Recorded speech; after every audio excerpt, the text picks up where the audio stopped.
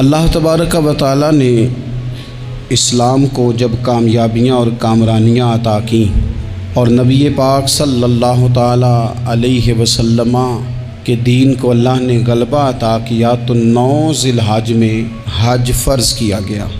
حج اس سے پہلے بھی کیا جاتا تھا، پرانی شریعتوں میں بھی حضرت ابراہیم علیہ السلام کے طریقے پر حج ہوتا تھا۔ پھر کفار مکہ نے، قریش مکہ نے اس میں کچھ غلط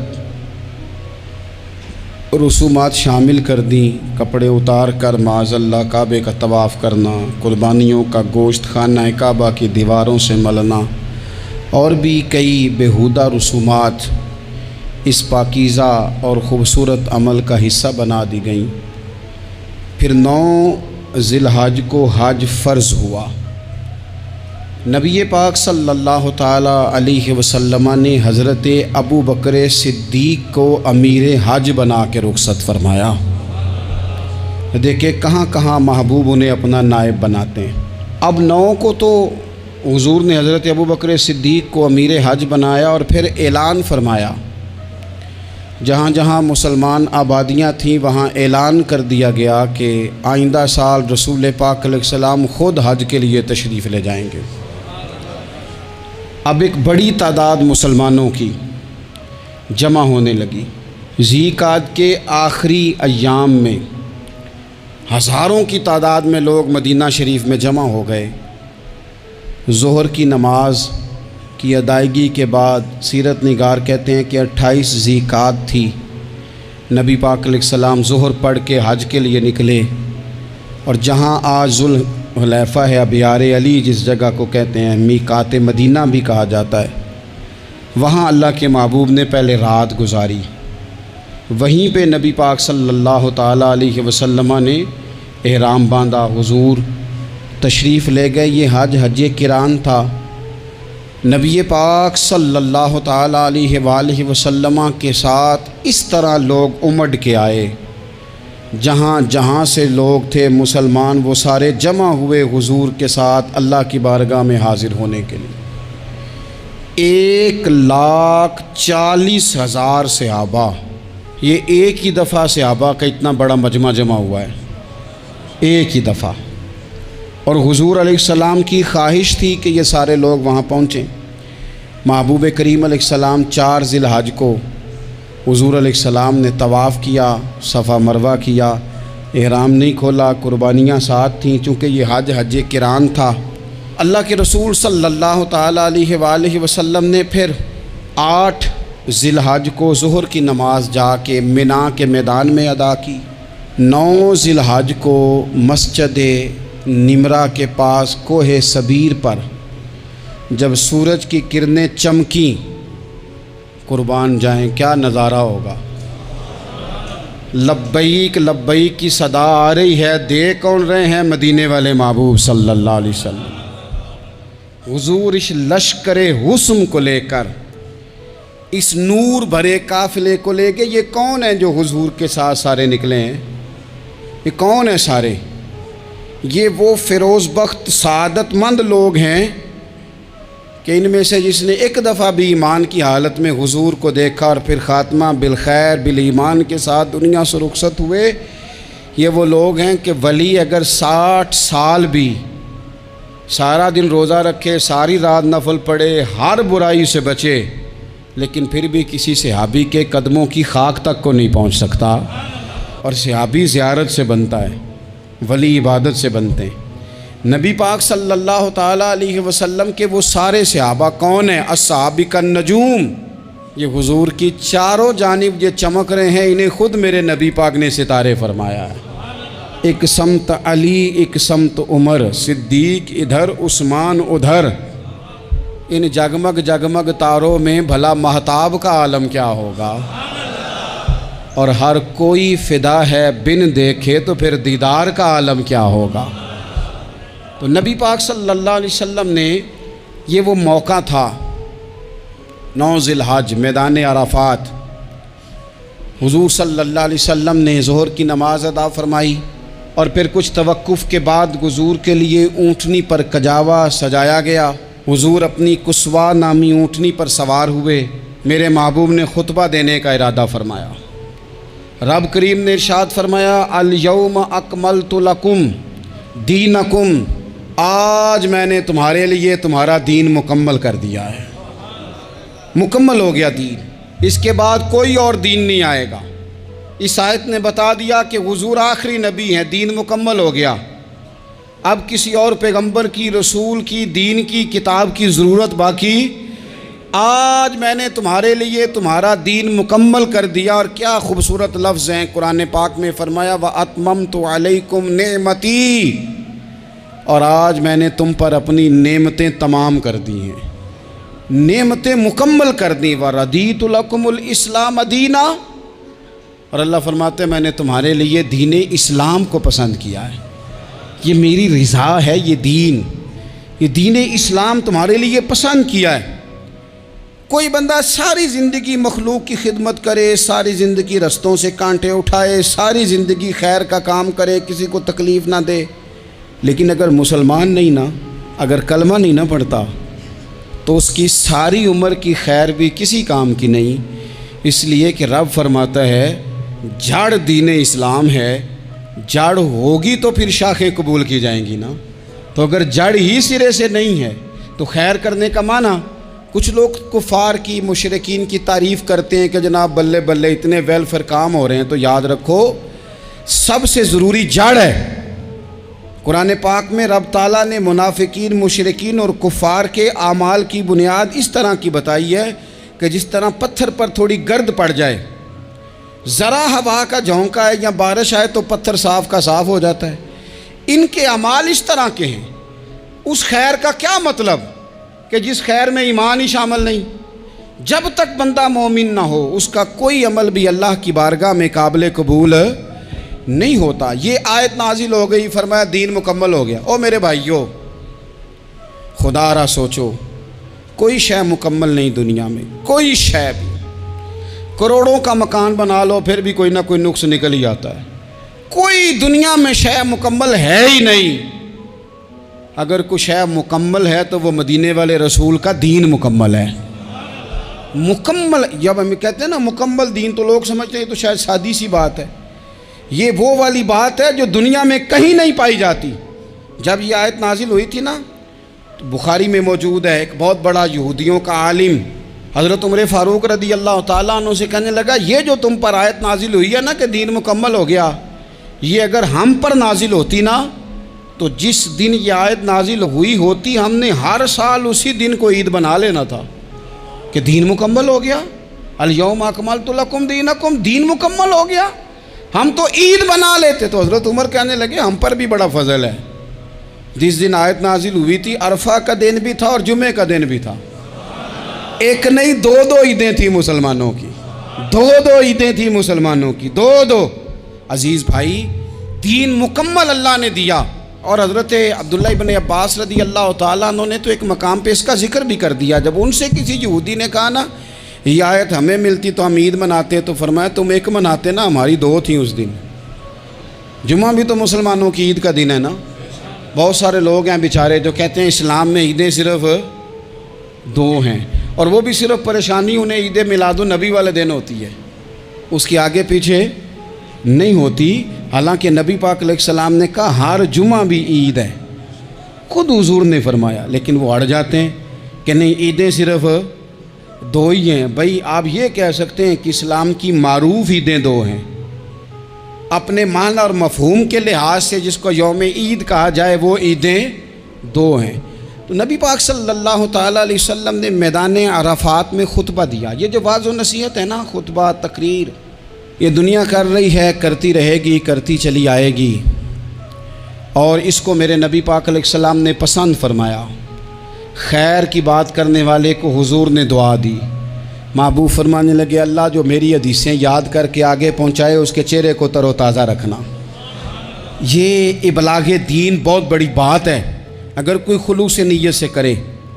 لیکن کائنات ارضی میں وہ جو حضور کا خطبہ حجۃ الوداع ہے، وہ دستور ہے، وہ منشور ہے، انسانی حقوق پر اس سے بڑا چارٹر نہ پہلے کبھی تھا نہ قیامت تک دوبارہ بن سکتا ہے۔ اس کو خطبہ حجۃ الوداع کیوں کہتے ہیں؟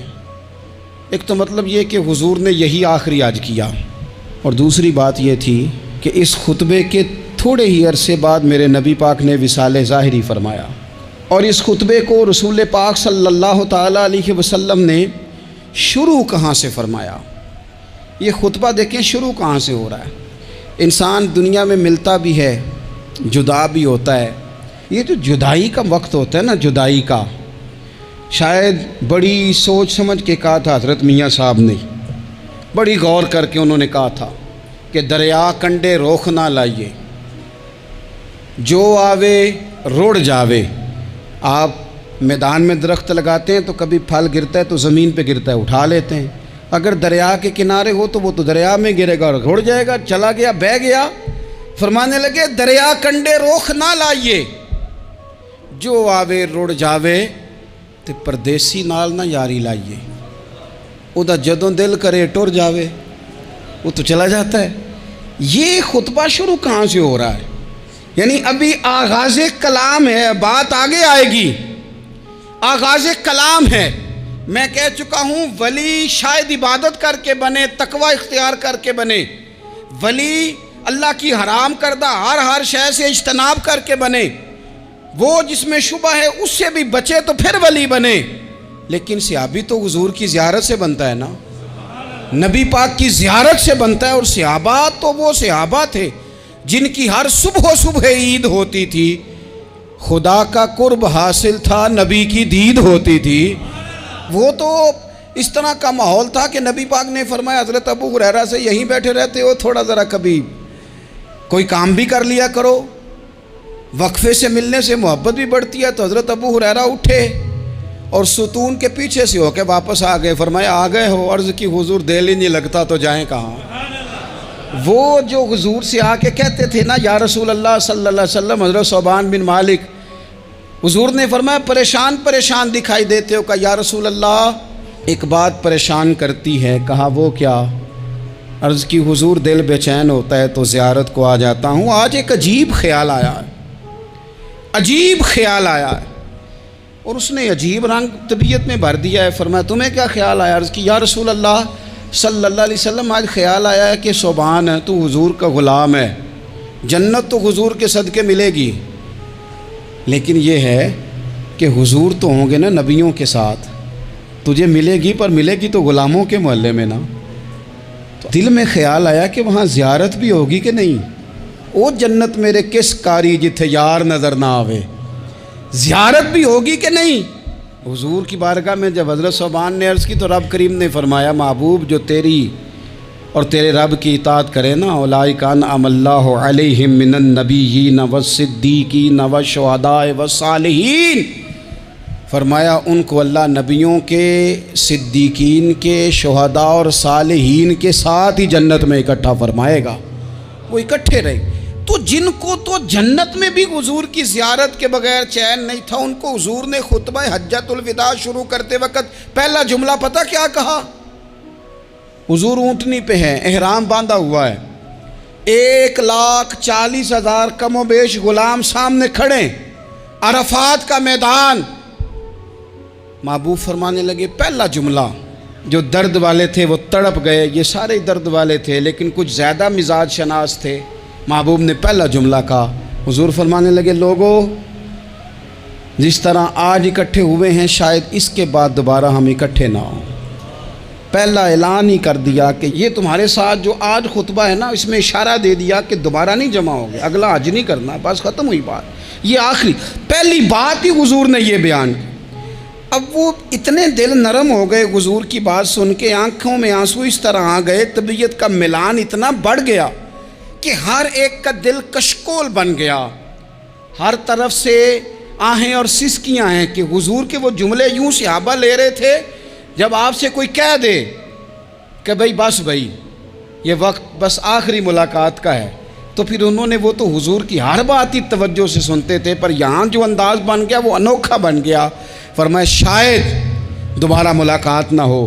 پھر میرے کریم محبوب صلی اللہ تعالیٰ علیہ وسلم نے فرمایا جس طرح تمہارے لیے یہ شہر حرمت والا ہے، مکہ حرمت والا ہے نا، ایک نیکی کرو تو مکے میں 1,00,000 का सवाब हरम मक्का में। एक गुनाह करो तो वो भी 1,00,000 लिखा जाता है। हुर्मत वाला है, बड़ी इज्जत वाला है। फरमाया जिस तरह ये घर इज्जत वाला है काबा, जिस तरह ये शहर इज्जत वाला है, फरमाया जिस तरह आज का दिन हुर्मत वाला है। मुसलमानों, मैं तुम्हें बता के जा रहा हूँ, तुम्हें समझा रहा हूँ, इसी तरह मैंने तुम सब पर एक दूसरे के माल और इज़्ज़त को हुर्मत वाला कर दिया है। और सहाबा को ना हुजूर ने पहले ये सबक पूरा हुजूर ने पूछा, ये भी ज़रा कमाल है, ये बुखारी मुस्लिम की हदीस है। हुजूर ने सहाबा से पूछा 9 ज़िलहज है, जुमे का दिन है, ज़िलहज का महीना है, सबको पता है, लेकिन ना आप जुमा पढ़ने हैं तो मैं आपसे कहूँ कि आज कौन सा दिन है, तो आप कहेंगे जनाब जुमा है, अजीब आदमी है, जुमा पढ़ा रहे हो। लेकिन जो सहाबा का अंदाज है वो और है। हुजूर ने पूछा आज ये कौन सा महीना है,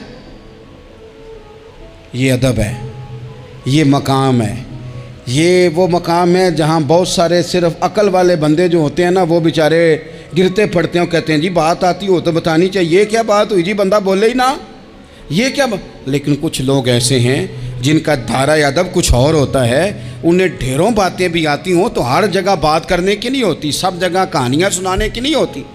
हुजूर ने फरमाया कौन सा महीना है, कुर्बान जाएं। भैया को ज़ुबान हो के कहने लगे वल्लाहु व रसूलहु आलम, अल्लाह जाने अल्लाह का रसूल जाने।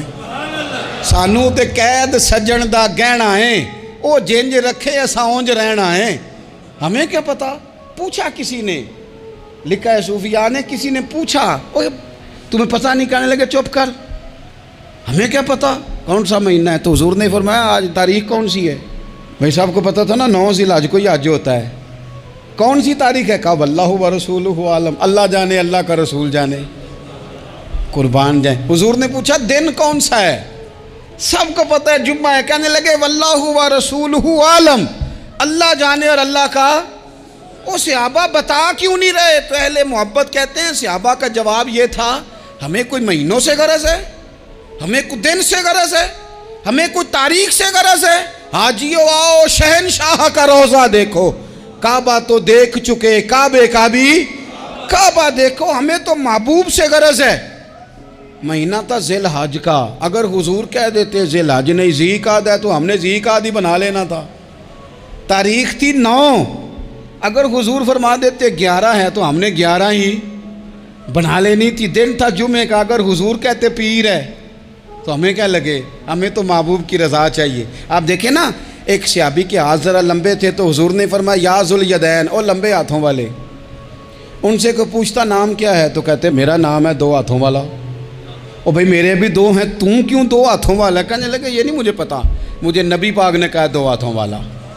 तो ठीक हो गई, जो हुजूर ने नाम रख दिया। तो हुजूर सैयद आलम ने पूछा, फिर हुजूर ने हुर्मत याद कराई, फरमाया याद रखो ये दिन भी बड़ी इज्जत वाला है, जुम्मे का है, ये महीना भी बड़ी हुर्मत वाला है, ज़िलहज का है, ये तारीख भी बड़ी हुर्मत वाली है।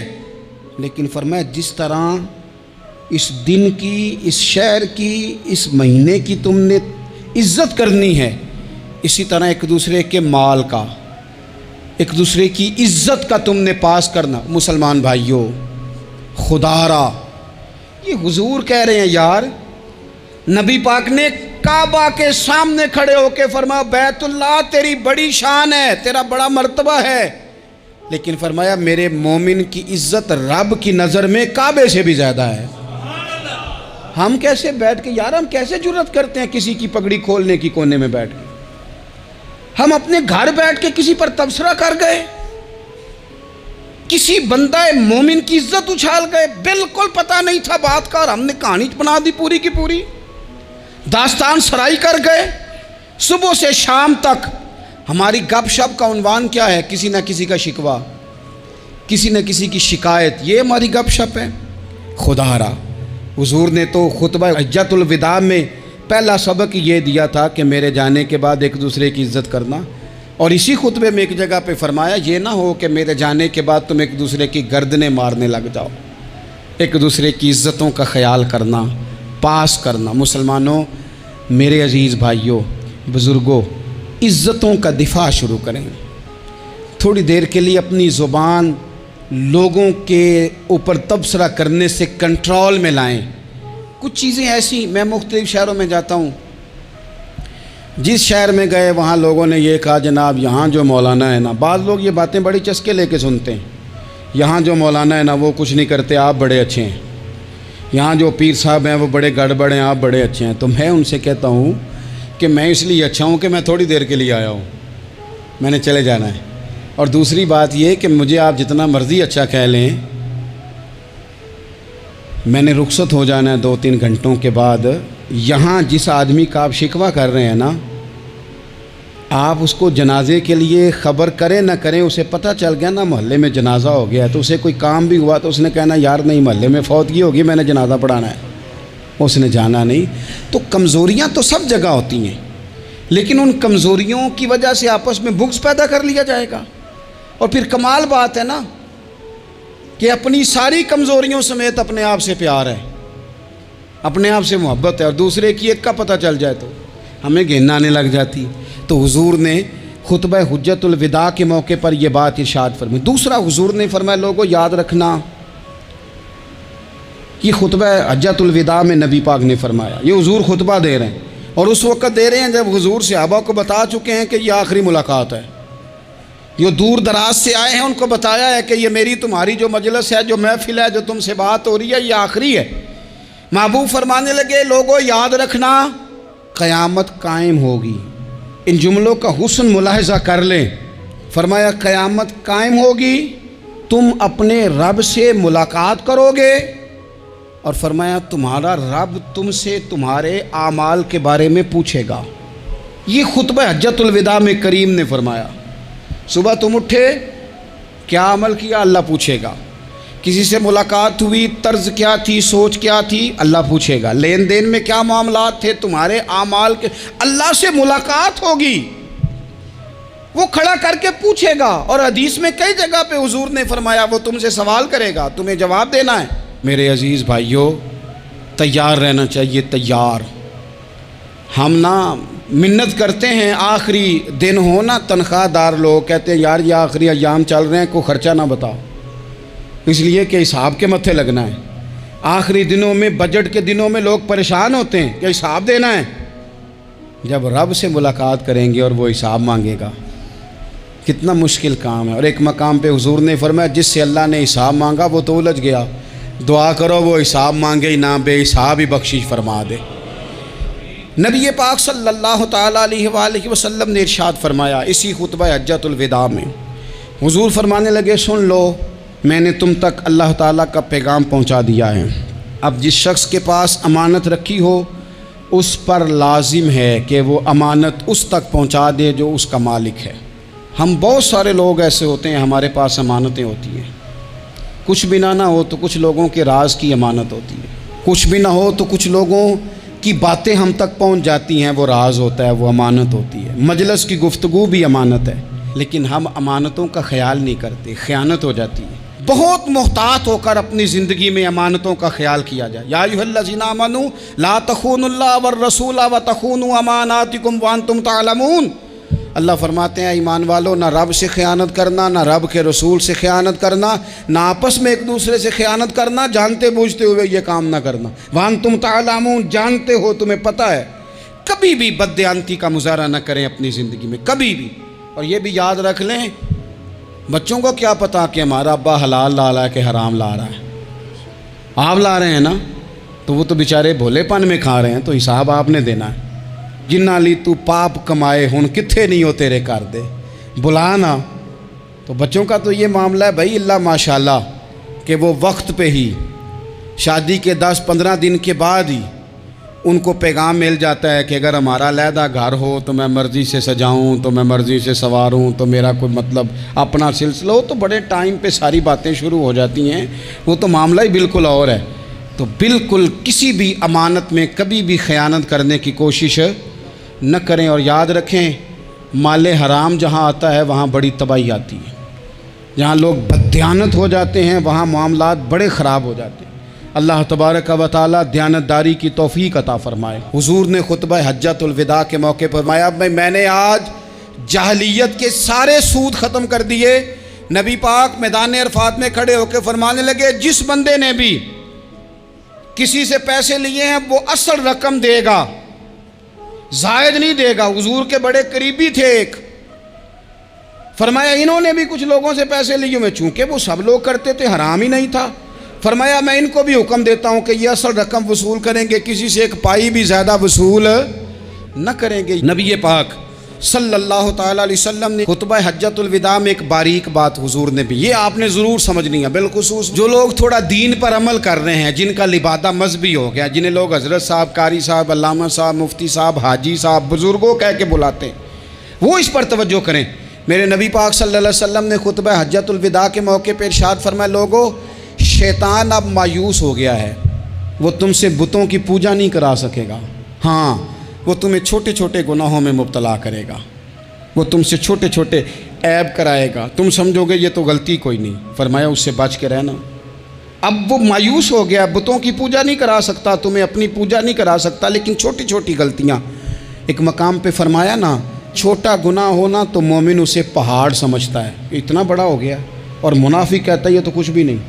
تو اپنی زندگی کے اندر چھوٹی چھوٹی کوتاہیاں، حضرت سعدی فرمایا کرتے تھے سیلاب اچانک نہیں آتے، پہلے چھوٹا سا سوراخ ہوتا ہے دریا کے کنارے میں، اسے بند نہ کیا جائے پھر بڑا ہو جاتا ہے، پھر وہ ٹائم آتا ہے کہ بند ٹوٹ جاتا ہے، بستیاں ڈوب جاتی ہیں۔ پہلے چھوٹا گناہ انسان کرتا ہے، چھوٹا، پھر اس سے آگے بڑھتا جاتا ہے اور بڑی بڑی غلطیاں ہوتی ہیں۔ اللہ تبارک و تعالی ہمیں رائی کے دانے کے برابر بھی غلطی کرنے سے محفوظ فرمائے۔ نبی پاک صلی اللہ تعالیٰ علیہ وسلم نے اسی موقع پر ارشاد فرمایا، لوگو اللہ سے ڈرتے رہنا، اور میں تمہیں عورتوں کے ساتھ بھلائی کی وصیت کرتا ہوں۔ فرمایا رب نے تمہیں اختیار دیا ہے، عورتیں تمہارے سپرد کی ہیں، ان سے اچھا سلوک کرنا۔ فرمایا اگر کبھی کوئی ان پر تمہیں سختی کرنی بھی پڑے تو اتنی کرنا جتنی ان کی غلطی ہو، ان سے درگزر کرنا، ان سے پیار کرنا۔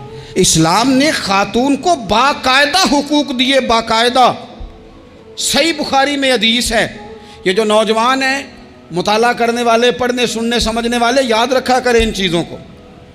حضرت بریرہ رضی اللہ تعالیٰ عنہ حضرت عائشہ صدیقہ کی کنیزہ ہیں، حضرت مغیث رضی اللہ تعالیٰ عنہ ایک صحابی ہیں، ان کی وہ اہلیہ ہیں، وہ اپنے خامد سے علیحدگی چاہتی تھی، ان کے خامد بڑی محبت کرتے تھے، علیحدہ ہونا نہیں چاہتے تھے، خاتون رہنا نہیں چاہتی تھی۔ انہوں نے بڑی سفارشیں کرائیں کہ میرا خامد، میری بیوی مجھ سے صلح کر لے، حالانکہ وہ خاتون کنیز ہیں، خادمہ ہیں، کوئی بڑے قبیلے سے بظاہر تعلق نہیں۔ بالآخر انہوں نے گزارش کی، سیدہ عائشہ صدیقہ رضی اللہ تعالیٰ عنہ سے کہا کچھ اور ذرائع اختیار کیے۔ حضرت مغیث نے رضی اللہ تعالیٰ عنہ، ان کے شوہر نے، کہ نبی پاک علیہ السلام کی خدمت میں عرض کریں حضور میری سفارش کریں کہ یہ مجھ سے صلح کر لیں۔ تو نبی پاک علیہ السلام نے حضرت بریرہ رضی اللہ تعالیٰ عنہ جو کنیزہ ہیں، خادمہ ہیں، ان کو بلا کے کہا تمہارا خامد صلح کرنا چاہتا ہے۔ یہاں برادری کا بڑا کے کہتا ہے پتر میری بھی نہیں تو گال رکھنی، وہ میرے ککھاں دا بھی نہیں تو، وہ کیا کہہ رہے ہیں آپ؟ اللہ نے اسے حق دیا ہے، اور جسے حق اللہ دے اس کا رسول دے، اس سے کون ہوتا ہے کوئی حق چھیننے والا؟ نبی پاک صلی اللہ علیہ وسلم نے حضرت بریرہ سے کہا تمہارا خامد صلح کرنا چاہتا ہے اور وہ روتا ہے تمہارے لیے، اور اس نے بڑی سفارشیں کی ہیں، تم اس سے صلح کر لو۔ حضرت بریرہ رضی اللہ تعالیٰ عنہ عرض کرنے لگی یا رسول اللہ صلی اللہ علیہ وسلم آپ جو حکم کریں میں حاضر ہوں، ایک بات پوچھ سکتی ہوں، ایک گزارش کر لوں، ایک صرف حضور میرا بولیا چولیا معاف کری، ایک بات کر لوں؟ تو کہا کرو۔ عرض کی یا رسول اللہ یہ آپ کا حکم ہے یا مشورہ ہے؟ یہ محبوب کی بات ہے، محبوب کی۔ کوئی بزرگ کیوں جبر کرتا ہے کسی پہ؟ کوئی حضرت شیخ کیوں کہتے ہیں زبردستی عورت کو کہ تو جا؟ نبی پاک صلی اللہ علیہ وسلم نے فرمایا صلح کر لے۔ یا رسول اللہ ایک بات عرض کروں؟ کرو۔ حضور حکم ہے کہ مشورہ ہے؟ تو نبی پاک نے فرمایا نہیں مشورہ ہے، تم عاقلہ ہو، بالغہ ہو، اسلام تمہیں با اختیار کرتا ہے، چاہو تو رہو، چاہو تو خلا لے لو۔ عرض کرنے لگی حضور اگر مشورہ ہے تو پھر میں مغیث سے صلح نہیں کرنا چاہتی۔ میرے محبوب نے فرمایا تو جس حال میں راضی ہے میں بھی راضی ہوں۔ ٹھیک ہو گئی بات، ختم ہو گئی۔ حضور نے کوئی زور نہیں، اتنے اسلام حقوق دیتا ہے عورت کو۔ کسی کو اجازت نہیں کہ وہ جبر کرے، وہ ظلم کرے۔ میں آ گیا ہوں صلح نہیں کرنی، بے تو کیوں آیا ہے؟ تو نے وقت گزارنا ہے، جانے وہ خاوند کس طرح کا ہو۔ تو نبی پاک صلی اللہ علیہ وسلم نے خطبہ حجۃ الوداع کے موقع پر فرمایا عورتوں کے ساتھ اچھا سلوک کرنا۔ اللہ تبارک و تعالی جو حج پڑھا جا رہا ہے اس کے صدقے پوری امت پر اپنا فضل فرمائے۔